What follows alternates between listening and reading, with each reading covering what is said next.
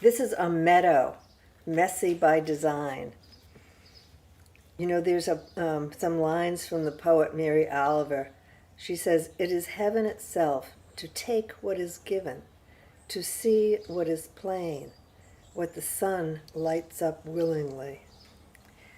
And somehow I sensed that lawns and asphalt were not suitable to my pocket of land on Ninigret Pond.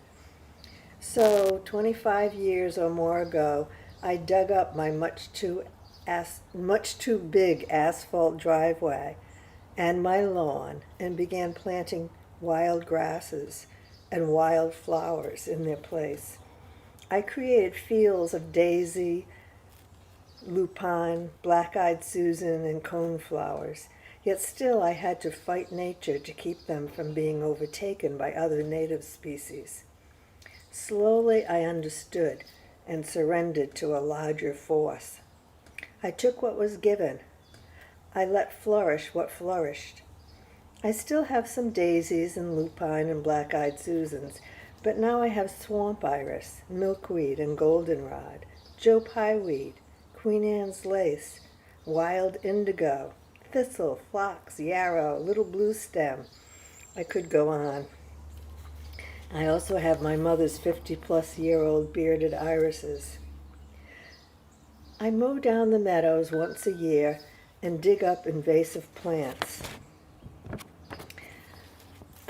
most particularly Russian olives and the beautiful yet perilous purple loosestrife. Over time, they almost disappear.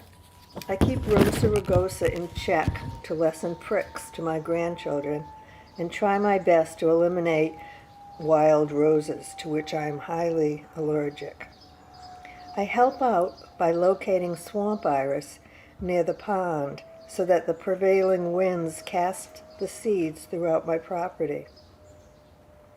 I notice that I must soon do this with my milkweed, which have begun a migration to the north.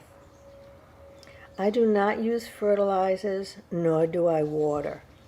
Instead, I simply enjoy the changing coloration, blues and whites in spring, then overlapping with yellows, reds, and purples.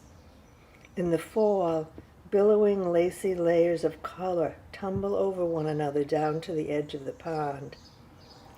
I love movement and color and find mowed lawns inert. Thriving here in a high-velocity zone, tall grasses move in the wind as if they were echoing waves upon the ocean. Mowed walking paths in and around the meadows allow me to see what's changing and what's taking root, and to show my grandchildren how to look for what nature offers. In the meadows, I have seen foxes, herds of deer, flocks of turkeys, a young coyote, and 2 bobcats, as well as my resident groundhogs. At different times, a red-tailed hawk and a barred owl took up residence. Each year, Monada brings back hummingbirds.